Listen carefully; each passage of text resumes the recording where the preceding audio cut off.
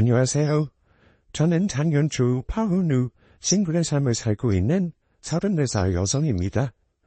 요즘 주변 지인들의 결혼 소식이 많이 들려오는데요. 혹시 결혼하기 전에 파혼도 그만큼 많이 한다는 거 알고 계신가요? 파혼하던 사연에도 이런저런 사연이 있기 마련인데 저는 한 가지 당부드리고픈 말이 있어 용기나 사연을 보냈습니다. 저는 코로나가 한창이던 작년 봄에 결혼을 앞두고 하원했습니다. 저는 결혼 약속했던 사람과 자그마치 6년을 연애했습니다. 저 25살, 그 사람 26살을 만나 결혼 준비할 때까지 크게 싸움도 한 기억이 없어요. 6년 동안 만나면서 세상에 이렇게 죽이 잘 맞는 사람이 또 있을까라는 생각을 정말 많이 하게 된 사람이었어요. 제가 남자친구 취업할 때까지 뒷바라지 하다시피 돈도 더 많이 쓰고 챙겨주기도 했지만 전혀 아깝다고 생각하지 않은 사람입니다. 오래 만나면 온다는 권태 연번 없이 잘 만났고 제가 많이 좋아하기도 했어요. 당연히 결혼은 이 사람과 할 거라 생각했죠. 그런데 파혼이라는 거 해보면서 결혼하는데 연애 기간이 길고 짧은 건 중요하지 않다는 걸 몸소 겪었습니다. 너무 상처받았고 어이도 없고 허무하기까지 했습니다. 사람 마음이 단칼에 정리되는 게 아니다 보니 지난 1년간 참 힘들었네요. 얼마 전 결혼을 앞둔 제 친구와 만났는데 이런 대화를 했습니다. 상견례하고 결혼 날짜까지 잡았는데 고민된다면서요? 고민들 들어보니 상대방에 대한 사랑이나 확신이 모자라 결혼을 고민하는 게 아니더라고요. 한시적인 문제인 시댁, 집, 혼수, 경제력 이런 것들이 결혼을 결심한 사람의 마음을 붙잡는 원인이 되더군요. 나는 파혼까지 해봤으니 굳이 너한테까지 결혼하라 떠밀 생각은 없어. 내 생각엔 너 결혼할까 말까 고민하는 자체부터 이미 결혼 글러먹은 것 같은데? 대체 이유가 뭐야? 유나야. 글쎄, 상견례 시어머니가 오두정도 아닌 누구를 하시잖아. 우리 식구들 그날 집에 와서 완전 투상집 분위기였어. 엄마는 결혼 여기서 없자고 난리시고 내가 아직 결정을 못해서 문제지. 결혼여기로 무겁길래 파혼까지 고민하는 거야. 실은 우리가 모은 돈이 얼마 없어서 엄마 소유 아파트에 신혼살림 차리기로 했거든. 내 집 마련할 때까지 보증금 없이 무기한으로 살라고 하신 건데 내가 너무 죄송해서 월 50만 원씩 월세식으로 드리자고 남자친구한테 얘기를 미리 했어. 근데 상견례 때 시어머니가 글쎄 애들이 돈을 준다고 글쎄 그걸 다 받을 생각이냐면서 원래 금자 전세로 내어주실 생각이었던 정도면 그냥 줘도 되지 않냐고. 그 집을 그냥 주면 안 되느냐는 거야. 나 참 기가 막혀서 그거 우리 엄마도 의회에서 말해놓은 아파트잖아. 우리 집이 부자도 아니고 집이 몇 채씩 되는 것도 아닌데 집 내놓으란 소리도 그렇게 쉽게 할 수 있는 거니? 참 그 시무도 양심 없네. 자기네가 집 해오 능력도 안 되는 주제 그냥 고맙습니다 하고 월세 내고 살아도 간지적 증거 모르나? 서울 시내 어디 아파트가 월세 50에 살 수 있대? 그래서 넌 어쩔 셈이야? 너무 기가 막혔는데 남자친구가 막 말렸거든? 그래서 우리 엄마가 집을 그냥 주라는 말씀인 거냐 2번 물어봤어. 근데 너무 당당하게 맞다면서 예쁘게 키운다 시집가는 선물도 주는 게 좋지 않냐는 거야. 우리 엄마 그렇게는 못하겠다고 일어났어. 나중에 상견례를 다시 할지 연락을 주고받자고 하고 헤어졌는데 엄마 아빠는 이 결혼 없다고 난리셔. 네 남자친구는 뭐래? 근데 웃긴 게 뭔 줄 알아? 내 남자친구는 글쎄 자기가 더 불쾌하대. 딸인데 월세 받는 게 더 이상한 거 아니냐고 따지더라. 그래서 내가 그냥 부모 도움 받지 말고 우리 대처받자 그랬더니 헐벌 뛰면서 금토를 사시는데 왜 그러냐면서 나한테 화를 내는 거야. 그 말 듣는데 우만족이 다 떨어진 거 있지? 이게 말로만 듣던 거짓에서 뭐 그런 거지? 나 이 결혼 안 하는 게 맞는 거지? 친구야, 이미 정답은 나와 있잖아. 너 풀구덩이 속으로 네 발로 들어갈래? 지금 파혼하는 게 훨씬 나아봐라. 파혼하고 더 잘 살잖아. 저도 사실 제 재산 탐내는 예비 시댁 때문에 파혼한 거라 친구 결혼 말리고 싶더라고요. 제 친구는 결국 결혼하기로 한 사람과 결혼을 잡았습니다. 제 친구의 이야기긴 하지만 비슷한 문제로 다투다 결혼하지 못하고 헤어지는 커플이 생각보다 참 많아요. 몇십 분도 안 돼서 끝나는 결혼식장에 들어가는 과정이 참 멀고도 험한 과정을 거쳐야 하는 거더군요. 어쨌든 제 얘기를 다시 돌아와서요. 저의 집안은 간단히 말씀드리자면요. 저희 아빠는 군인 출신이세요. 지금은 퇴직하셨고 엄마와 작은 식당 운영하십니다. 군인 외벌이에 저와 제 동생 뒷바라지 하느라 많이 빠듯하셨을 거라 생각해요. 그래도 엄마 아이들람 덕분에 돈 걱정 안 하고 사십니다. 누구도 다 마련해 우셨고요. 제 소개를 간단히 하자면 저는 대학 졸업하고 나서 회사 다녀본 경험이 없습니다. 운 좋게 처음 시작한 사업이 성공해서 지금 서울에 7억짜리 작은 아파트 하나랑 경기 남부 쪽에 아파트 2채 소유하고 있어요. 부동산 자산만 10억 정도 됩니다. 제 배경을 꼭 말씀드려야 파혼 이유도 설명할 수 있을 것 같아 제 사연 들어주시는 분들께 감히 솔직하게 말씀드려 봅니다. 서울 아파트는 제가 10년 동안 모은 돈으로 대출 없이 마련한 100% 제 자산입니다. 나머지 경기도 아파트는 대출이 30% 껴있어요. 저도 8천짜리 외제차 대출 없이 사서 끌고 다닙니다. 대신 사업을 하다 보니 현금이를 회전시키는 탓에 당장 굴릴 수 있는 여유 자금은 5천 정도입니다. 부모님 도움만 받고 거기서 결혼 자금에 다 해결할 생각이었어요. 저는 이 정도면 결혼할 때 숙이고 들어갈 필요 없는 스펙이라 생각했습니다. 남자친구는 그냥 회사원이에요. 대기업은 아니지만 그래도 복지 좋고 퇴직 보장되는 회사입니다. 연봉은 6천 정도 된다고 들었어요. 차는 구형 국산차고 아직 가족과 살고 있습니다. 모은 돈은 제가 듣기로 4천 정도였고요. 경제적인 부분은 결혼 준비하면서 대략적으로 알게 된 거지만 남자친구에게 저의 모든 재산을 오픈하지는 않았습니다. 왜냐면 남자친구 쪽에서 요즘 반반 결혼을 많이 한다면서 둥둥하게 결혼하는 걸 얘기했기 때문이에요. 그래서 저도 굳이 여유 있는 쪽에서 많이 해가야겠다고 하지 않았고요. 결혼 준비하면서 비슷하게 맞춰갈 생각이었습니다. 재산이야 어차피 결혼하면 다 알게 될 거고 또 제가 결혼 전 모은 재산을 결혼한 후 남편과 나눌 생각은 전혀 없었기도 했고요. 남자친구는 제 정확한 재산에 대해서는 몰라요. 처음 만나기 시작할 때 서울 아파트 잔만 하려고 돈 모으느라 데이트 비용 아끼자 했던 건 압니다. 제가 그 아파트 잔만 할 때 10년간 모은 돈으로 집 산다고 누누이 말했던 터라 아마 그 아파트만 있는 줄 알았을 겁니다. 제가 늘 뚝뚝한 제암요 그 아파트를 뿌듯해했었거든요. 서울 편들이고 평수가 작긴 해도 어쨌든 샀을 때보다 많이 오른 것도 남자친구가 알고 있고요. 반면 남자친구는 집안이 그렇게 여유롭진 않았어요. 직장생활한 것도 갓 5년이 넘었을 때이니 집은 당연히 없었고 현금 4천 정도 궁산맞게 데이트 비용 아껴가며 겨우 모은 겁니다. 여유 있었던 저와는 달리 남자친구는 늘 퉁퉁거리는 때가 많았어요.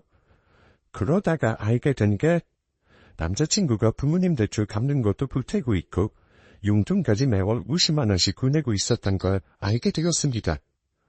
부모님 병원비, 건강검진 비용, 명절 용돈, 생신 용돈. 남자친구 아버지가 남자친구 차를 사용하고 있어서 차 세금이랑 보험금, 심지어 각종 과태료 등등 자주 거래한 것까지 본인이 다 내고 있었습니다. 그러면서 자기 월급으로 힘들었는지 가끔 저한테 신세 한탄한 적도 있었어요. 여자들은 시집가면 끝인가 봐.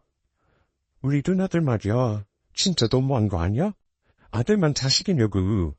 아니 결혼해서 살림 빠듯하다고 부모님 용돈도 잘 안 보내주고 나한테 다 맡겨버리니까 나도 너무 힘들어. 내가 결혼해서 이 월급으로 사내면 정말 까마득하다. 투잡이라도 뛰어야 할 판이야. 누나들이 단돈 10만 원도 안 보낸단 말이야? 그럼 지금 모든 생활비를 자기가 다 부담해? 월급이래봤자 월 300이 구작인데 결혼하고 그걸로 생활이 안 될 것 같은데? 그래도 네가 나보다 많이 버니까 정말 다행이다.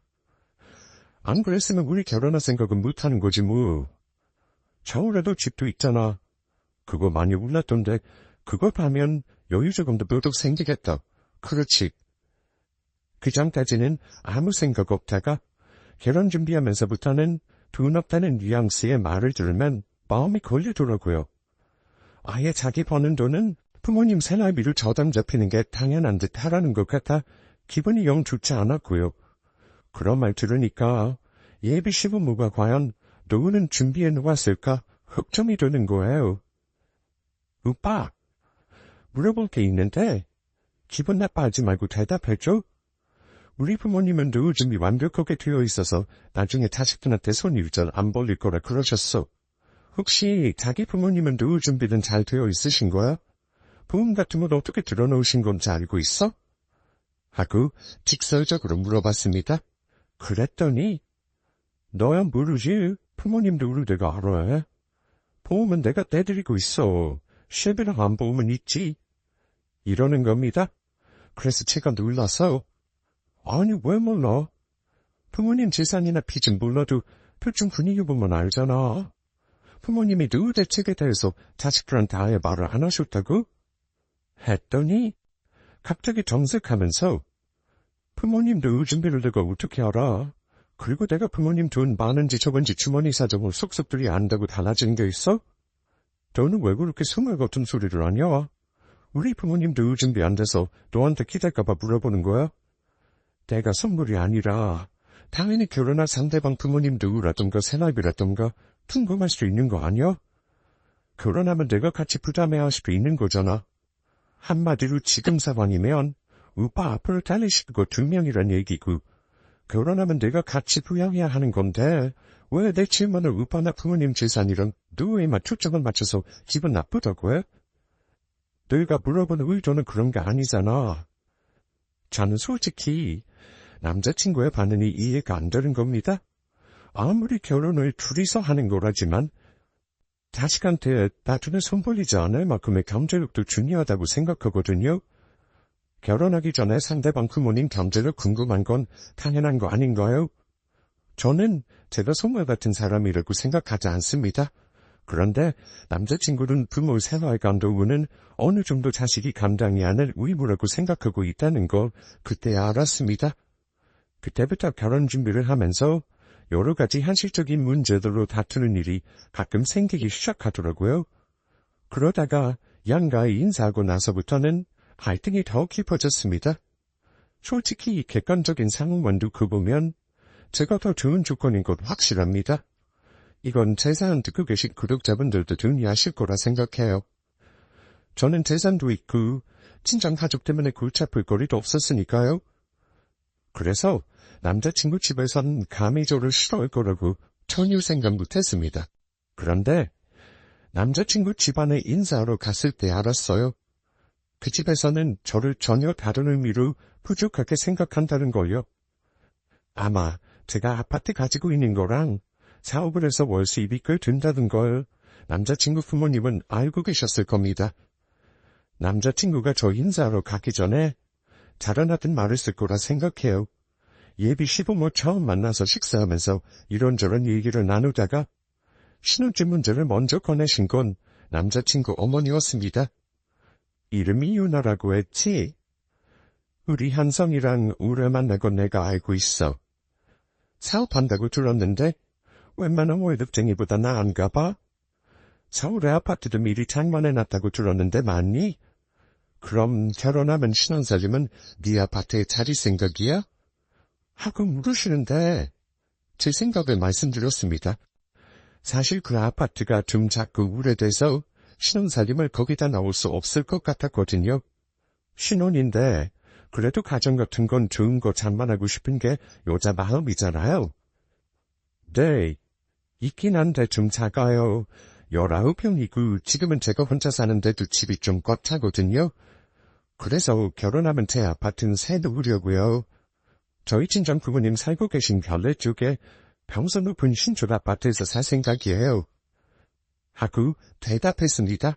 그런데 그 대답을 들은 예비심 얼굴이 좀 차갑게 굳어지더라고요. 그럼 신혼집은 결국 우리 아들도 돈을 보태야 하는 거구나. 네가 집이 있어서 무주택자를 장양 넣는 것도 못할 텐데 하필 아파트가 신혼살림도 안 들어갈 정도로 작은 걸 산 거니? 그럼 현금은 한 어느 정도 결혼자금으로 쓸 생각이야? 5천 정도 생각하고 있어요, 어머니. 뭐, 5천? 택도 없이 부족한 금액이구나. 신혼집 넓은 평수를 가려면 그래도 몇 억은 필요할 텐데 현금이 5,000불이면 그거를 대체 뭘 할 수 있겠어? 하시며 뒤 앞에서 계속 한숨을 쉬시는 겁니다. 옆에 있던 남자친구가 자기 엄마 한숨 쉬는 거 보면서 기어들어 말하더라고요. 엄마, 유나랑 내 돈이랑 같이 합치면 영혼까지 끌어모아서 대출받을 거야. 엄마가 왜 그거 걱정해요? 걱정 말라니. 현성아, 네 누나들을 봐라. 큰누나 은행 다니고 둘째 누나 교사면서 아이들에게 모아 결혼할 때 대출 하나 없이 시작했잖니? 근데 결혼한다는 애가 고작 현금이 5천밖에 없다는 게 걱정이 안 되겠어? 부자지간 대화 듣고 있는데 제가 죄인이 된 것 마냥 주눅이 들고 어쩔 줄을 모르겠는 겁니다. 그런데 듣다 보니까 점점 기분이 이상해지더라고요. 그게 제가 미안해하고 급히면서 해야 할 결혼인 걸 싶어서요. 버리는 뭐 말할 필요도 없이 제가 3배는 더 벌고 혼수며 살림이며 몇 가지 빼고는 다 제가 지금 쓰고 있는 가구나 가전으로 들어놓을 텐데 말입니다. 제 살림 전부 비싼 것들이고 독립할 때 산 거라 산지 2년도 채 안 된 것들이 대부분이었거든요. 근데 예비시모가 저런 식으로 한숨 쉬며 현금 없다고 한탄하신 거 들으니까 기분이 묘했어요. 심지어 뭘 하셨냐면요.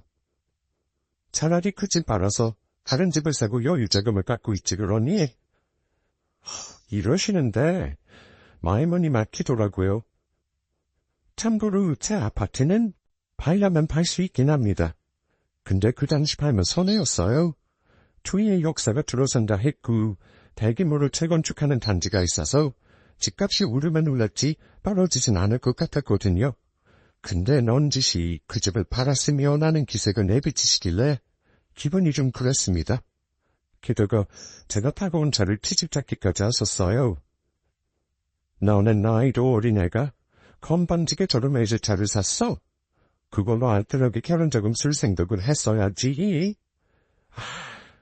하나를 보면 열을 알지. 저거 혹시 대출 잔뜩 끼어있는 탄이니? 할부로 샀을 거 아니야? 하시길래 아니요 어머니, 저건 할부 안 하고 제 돈으로 산 제 차예요. 셔퍼라면 솔직히 보이는 것도 중요해서요. 그래서 저한테는 필요한 겁니다. 그랬더니 어머니가 더 언성을 높이며 한 소리 하시더라고요. 세상에 저런 차를 현찰로 샀으면 그게 더 손해다. 그 큰 돈으로 다른 거에 투자했어야지. 아니면 현금으로 가지고 있던가.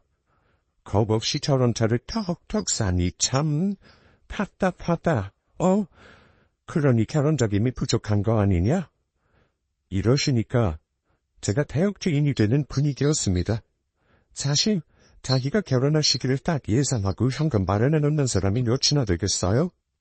과거에 저도 그냥 언제 결혼할지 모르고 사업상 필요하니까 차를 샀던 건데 하필 이 시기에 남자친구가 결혼하자고 할 줄은 몰랐죠.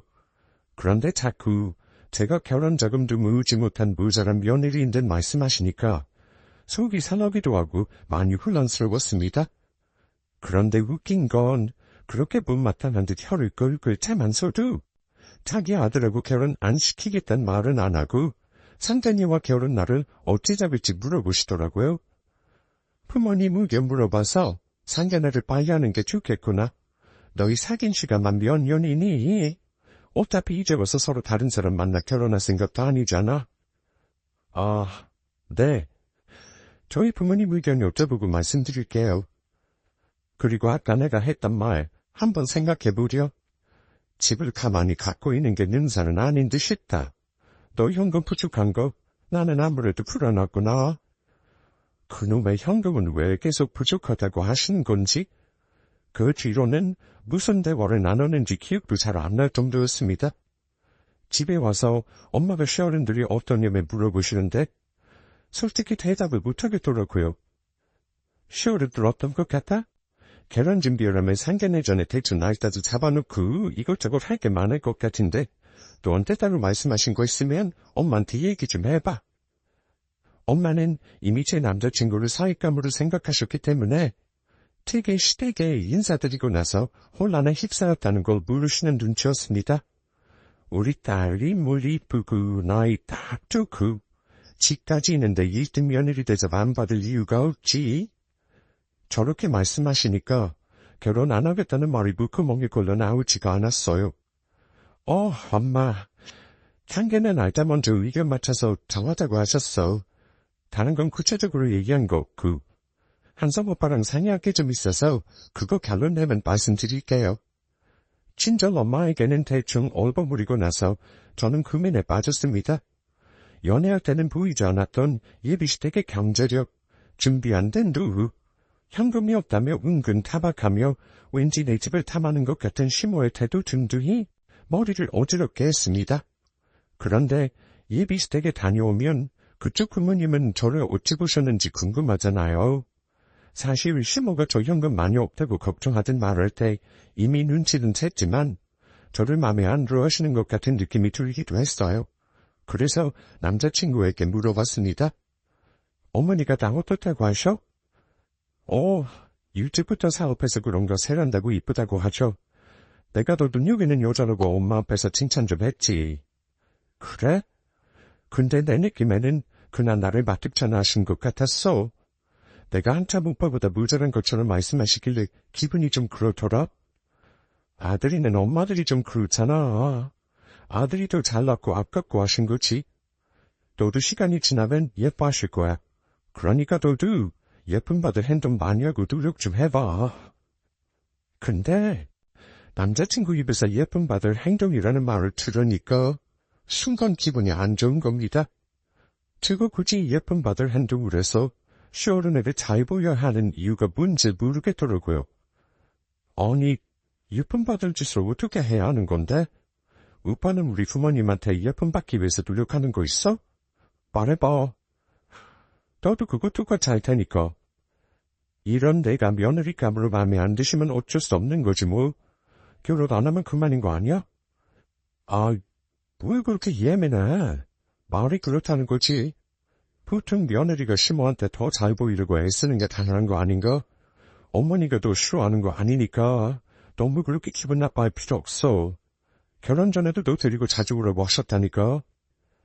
예비 남편이 그런 말을 듣고 고민이 깊어진 저와는 달리 예비시댁은 그 이후 마치 제가 그 집 며느리라도 된 듯 저를 대했습니다. 얼마 후 예비시부 생신이 다가왔을 때였는데요. 저한테 저녁 대접하고 싶다고 우라고 하더라고요. 솔직히 그때 갈까 말까 많이 망설였는데 그래도 어른이 초대하시는데 인사까지 한 마당에 거절하는 건 아닌 것 같아 갔습니다. 엄마가 빈손으로 가지 말라면서 백화점에서 한우 세트 선물까지 사서 들려보내셨고요. 하지만 그날은 제가 이 결혼을 접기로 확실히 결심한 날이 되어버리고 말았습니다. 예비시댁에 가니 시모는 음식 준비 중이셨고 저는 뭐 도울 거 없느냐고 부엌에서 사성거리고 있었습니다. 도와줄 거 없다고 하시길래 식탁에 음식 차리는 것만 우며가며 도왔어요. 그때 예비시모가 주방에서 갑자기 저를 보며 지나가듯 하는 말이 있었는데요. 결혼 전에 자주 와야 진짜 가족처럼 정도 들고 그러지 않겠니? 앞으로 좀 자주 오고 그래. 결혼하면 명절에 네 신우들도 다 올 거거든. 그럼 너도 연휴 내내 같이 밥해 먹고 놀다 쉬다 가렴. 시집 오면 이제 우리 식구잖아. 나는 명절에 아들 며느리 내외를 사돈댁이랑 나눠 쓸 생각 없어. 그건 네가 미리 알아두라. 이러시며 제 얼굴을 똑바로 쳐다보시는 겁니다. 순간 할 말이 없었습니다. 저는 어머니 하는 말에 알겠다고 대답을 못하겠더라고요. 그런데다 어처구니 없는 게 아참, 너 결혼 준비하는데 현금 부족한 건 네 부모님들한테 상의해봤어? 내가 아무리 생각해도 그 돈으로는 결혼하긴 무리다 싶어서 그래. 너무 빠듯하게 준비하면 일이 꼬일 수도 있는 거니까 집 하는 것도 한번 생각해보렴. 그런데 저는 그 말까지 듣고 나니까 그냥 아니다 싶었어요. 그놈의 현금 부족은 무슨 결혼은 뭐 저 혼자나요? 왜 자기네 집에서 보태준다는 말은 일도 없이 저한테만 그러시는 건지 이거 안 되겠다 싶었죠. 그래서 빨리 이 집사 나가야겠다 기회만 보고 있었습니다. 식사만 하고 얼른 갈 군의를 하고 있는데 시어머니가 식탁에서 맛있는 반찬은 전부 시아버지랑 남자친구 쪽으로만 자리를 옮기시고 제 앞에는 순 풀떼기만 두으시는 겁니다. 보통 손님한테 많이 먹어라, 모자란 거 있으면 얘기해라 하는 게 정상이건만 예비시 뭐든 자기 아들만 챙기느라 여념이 없더군요. 너 갈비 좋아하잖아. 오랜만에 한 거니까 많이 먹어라. 참, 너 마늘 저건 안 먹지? 이러시며 접시를 이리저리 옮기는데 제가 순간 열받아서 그랬습니다. 어머니, 저도 갈비 좋아해요. 우빠이만 입인가요? 저한테도 하나도 안 물어보시고 서운하네요. 하며 장난스럽게 말했습니다. 이제 이 집구석 사람들 다시는 볼 일 없을 것 같아 가시돋치 말로 그랬더니 어머, 내가 그랬니? 미안하다. 그러시며 막 웃으시더라고요. 역시 시어머니와 엄마는 한두가 땅 차이더군요. 아무튼 그러고 나서 식사 끝내고 전 서둘러 일어나 인사하고 가겠다 했습니다. 그런데 어머니가 결혼 문제로 이런저런 상의할 것들이 많은데 왜 벌써 가냐며 싸늘하게 말하시길래 나중에 남자친구 통해 듣겠다 해버리고 나왔습니다. 기분이 상했던 저는 남자친구가 운전하는 차에서 말없이 있었습니다. 남자친구도 한참 동안 말이 없었고요. 서로 뭔가 다 마음에 안 들었던 거죠. 그 어색한 분위기에서 남자친구가 먼저 이러는 겁니다. 엄마가 더 있다 가라고 붙잡았는데 그렇게 억지로 가겠다고 한 이유가 뭐야? 그냥 어머니 말에 네네 하고 맞장구 좀 쳐드리지 그랬어. 다 좋아서 점수 좀 다 놓고 하면 좋잖아. 그러길래 솔직히 대답했습니다. 기분 나빠서. 내가 아직 윽빠진 며느리도 아닌데 명절에 친정 가지 말라는 말 듣는 것도 어이없고 내 입장에선 이해 안 가. 오빠네 엄마 정말 이상한 거 알아? 지금 두산 시대도 아니고 결혼하면 명절에 번거로 가면 시댁 가고 친정 가는 게 당연한 거지 무슨 아들 내외로 사돈댁이랑 나눴을 생각이 없다는 말씀을 하셔? 친정 가지 말라는 말이잖아. 야, 그냥 엄마가 하는 소리야. 나중에 사원 받으면서 하면 되지 그거를 미리 이렇게 화를 낼 건 없잖아. 샤워하면 무슨 사원? 우리 집은 딸만 둘인데 그럼 우리 부모님은 딸들 시집 보내면 명절 때마다 두 분만 덩그러니 있어야 하는 거야? 내가 화를 내자 그 사람은 나도 결혼하면 네 부모님한테 최선을 다할 거야. 근데 나는 우리 집 장손이잖아. 우리 부모님은 옛날 분들이시고 너도 그런 건 입장 받고 생각해 볼 수 있는 거 아니야? 그보다 엄마가 우리 결혼 비용 부족한 거 걱정하시는데 그거나 상의하자. 이러며 저를 나무랐습니다. 장손이고 뭐고 그게 당연한 겁니까? 그 말 듣고 더 화가 나서 저도 더 이상 참지 않았습니다. 오빠가 집안 장손이고 남자라서 그렇게 해야 하는 게 당연한 거면 나 결혼까지 생각하지도 않았어. 그리고 뭐? 결혼 비용이 부족해? 아니, 이 나이에 이 정도 가지고 있는 거 다른 사람은 다 대단하다 하는데 내가 왜 부족한 사람이 되어야 해? 우리 엄마가 그런 소리 한 건 내가 사과할게. 엄마는 우리가 모은 돈이 없어서 일 틀어질까봐 그걸 걱정하시는 거야. 지금 너는 닥치지도 않은 일에 너무 예민하게 구는 것 같아. 이런 건 나중에 얘기해도 되는 문제야. 우리가 지금 그런 사소한 거 가지고 싸울 때도 아니잖아. 그보다 내가 더 중요하게 할 말이 있어. 가뜩이나 기분상에 있는데 남자친구는 그 상황에서 다른 할 말이 있다며 탁까지 한쪽으로 세우더라고요. 내가 한참 고민해본 건데 내 말 오해하지 말고 들어. 나도 다 생각이 있어서 그런 거니까. 아까도 말했지만 우리 현금이 너무 부족하잖아.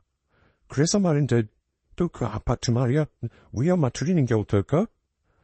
그 말을 듣는데 기가 막혔지만 무슨 개소리를 더 하는지 들어보자네 싶어서 어쩌고 싶은 생각이냐고 되물었습니다. 그거 평소 잡아서 어차피 우리는 전세 얻어야 하는 거잖아.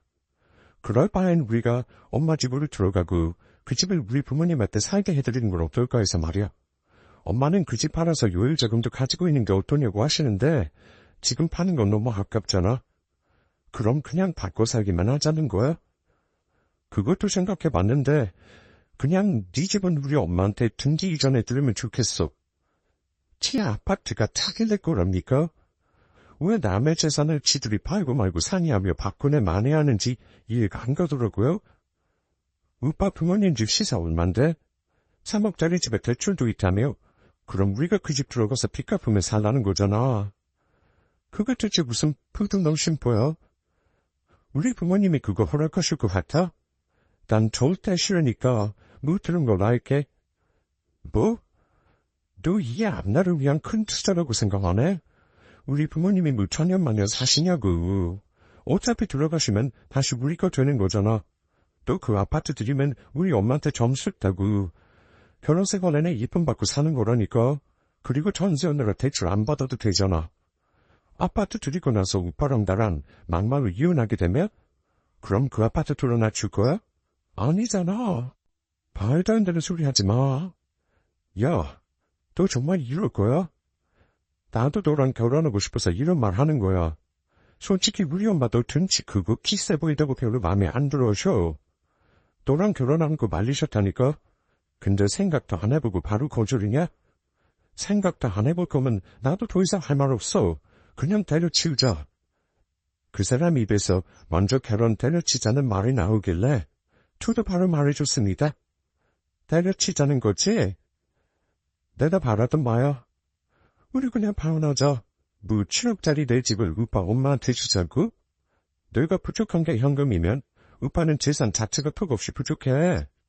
당신의 집은 예의랑 염치가 부족한 집안이고 당신 집안 정말 거지고습 전다. 너 말 다 있어? 나는 네가 우리 엄마한테 잘 보일 수 있는 방법 얘기해준 것뿐이야. 네가 싫다면 어쩔 수 없지. 너 정말 결혼 깨는 거 후회 안 할 자신 있어? 후회 좋아하네. 당치고 후회하던 사람은 내가 아니라 오빠가 될거? 나는 오늘 가서 부모님한테 다 말씀드릴 거야. 이 결혼 안 할 거라고. 오빠도 알아서 말하고 여기서 끝내자. 우리 인연이 아닌 것 같아. 결혼은 없었던 걸로 해. 내 집에 오빠 물건들이나 당장 찾아가. 서로 다툰 끝에 헤어지기로 했습니다. 물론 결혼도 없던 일로 하기로 했고요. 씩씩거리며 집에 와서 저는 집에 있는 남자친구 물건들을 싹 정리해서 싸놓았습니다. 마음 같아서 내다버리고 싶었지만요. 그놈으로부터는 며칠간 연락이 없었고 저는 격양된 마음에 가라앉히고 생각을 차분히 해봤습니다. 그러자 헤어짐에 대한 생각은 더 명확해지고 제가 당했던 상황이 객관적으로 보이더라고요. 이미 답은 정해져 있었습니다. 이대로 끝나는 것도 나쁘지 않았죠. 그냥 서로 손해볼 거 없이 마음만 정리하면 그만인 거니까요. 그런데 남자친구 놈이 찾아왔더라고요. 어차피 한 번은 겪어야 할 일인 것 같아서 만났습니다. 저는 남자친구 물건을 돌려주면서 헤어지자 얘기했고요. 그랬더니 그 놈이 정윤아, 너는 그동안 사귄 게 다 아무것도 아닌가 봐. 아주 정리가 쉽다. 이렇게 헤어지면 누가 더 손해인 것 같아. 남자도 손해볼 거 없어. 나야 지금이라도 너보다 어리고 괜찮은 여자 만날 수 있거든. 근데 그 말 들으니까 너무 화가 나는 겁니다. 그냥 깔끔하게 헤어지면 될 것을 누가 누구 보고 손해니 뭐니 하는지 참 졸렬하다 느꼈습니다. 그런 놈한테는 나도 똑같이 대해줄 필요가 있었죠. 오빠 생각은 그렇구나. 나를 그렇게 하찮게 여기는 줄은 몰랐네. 잠깐만. 내가 마지막으로 오빠한테 보여줄 게 있는데 지금 문자로 보내줄게. 그거 보고 객관적으로 내가 오빠보다 더 좋은 사람 만날 수 있는지 아닌지 한번 판단해봐. 저는 그놈 핸드폰으로 메시지를 전송했습니다. 잠시 후 문자를 확인한 그놈 눈이 커지더니 당황한 얼굴로 이러더군요.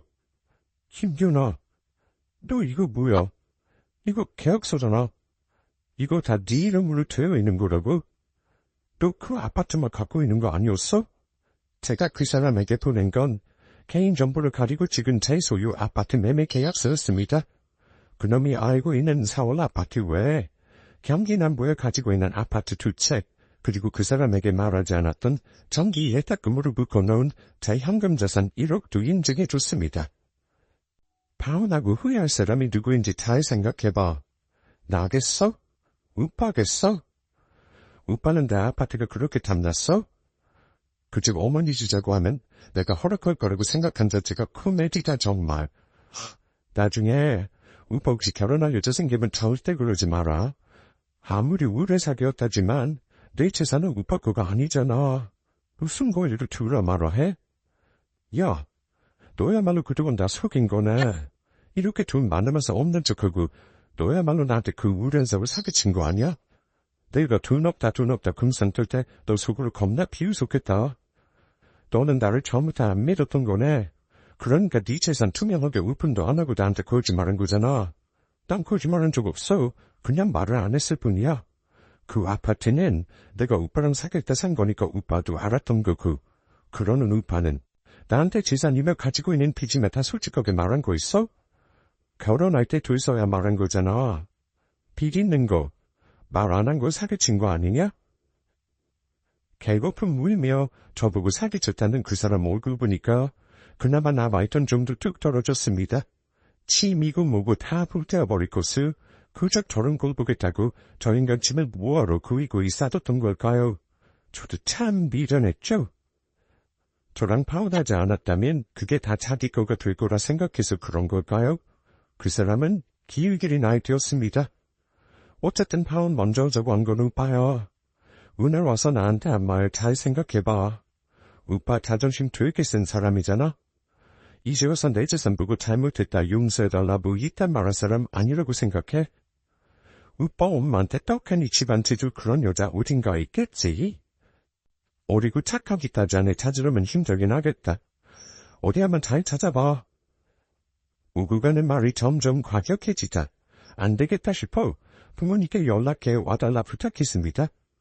부모님이 도착해 그 사람을 내보내고 나서야 싸움은 끝났네요. 그 인간은 어지간히 억울했나 봐요. 눈물까지 보이며 가는데 제 눈에는 그 눈물이 슬픔의 눈물이 아니라 막 푼하고 억울한 눈물로 보였어요. 그래도 그 사람이 분성이 아주 못해먹을 사람은 아니라 나중에 사과는 하더군요. 그러면서 다시 생각해볼 수 없겠냐고 한번 툭 던지는데 당연히 저는 단칼에 거절했고요. 저도 싸우면서 말 심하게 한 부분은 미안하다고 했습니다. 이렇게 그럭저럭 6년간의 연애는 평화롭게 끝이 났네요. 뭐가 그리 좋아서 저런 놈 6년이나 만났냐 하실 수 있는데 분명 장점도 많은 사람입니다. 그건 주변 사람들도 다 인정하는 부분이고 사회적인 평판도 좋은 사람입니다. 저랑 깨져도 아마 다른 여자 금방 만날 수 있을 거예요. 다만 장점은 장점일 뿐이니까요. 결혼하면서 저렇게 가치관이 안 맞는 부분은 극복하기 힘들다는 생각입니다. 내가 피땀 흘려 마련한 재산을 마치 과자 하나 두듯 자기 엄마한테 주자고 하는 남자가 여러분이 이해가 가시나요? 연애할 때 저런 생각 가진 거 알았으면 결혼 말 나오기 전에 진작에 끝냈을 겁니다. 줄 때 잘해주고 다정한 건 단단한 거니 그런 건 제 사연에 굳이 넣지는 않았어요. 하지만 저희도 긴 세월 연애하면서 좋을 때도 분명 있었습니다. 하지만 인간이 좋다고 해서 남자로서도 좋을 수 없다는 걸 새삼 깨달았네요. 예비스택이 될 뻔했던 구슈랑은 딱히 말 섞기 싫어서 그 이후 연락도 차단했어요. 헤어지면 남인데 이제 거기도 저랑 상관없는 남남이잖아요. 어차피 그 인간도 끝난 문제는 칼같이 잘 끝낸 사람이라 저한테 연락 안 오게 자기 부모한테는 알아서 잘 설명하겠죠. 저는 파혼하고 나서 역시 결혼은 저의 길이 아닌 것 같다는 생각이 들었어요. 친구들도 그맘때쯤 결혼을 많이 했거든요. 사연 처음 말씀드렸듯 그 중에 한 친구 예비시댁이 저와 비슷한 거지근상 시댁이길래 친구 결혼도 뜯어 말렸던 거고요. 생각보다 저 같은 이유로 파혼하는 사람이 많은 것 같아요. 저는 그냥 결혼은 포기하고 당당하고 씩씩하게 솔로의 생활을 맞이하렵니다. 내년에는 사업이나 더 잘 꾸려가려고요. 다가오는 추운 계절, 건강관리 잘하시고 마음은 늘 따뜻하시길 바라며 제 사연은 여기서 마무리하겠습니다. 감사합니다.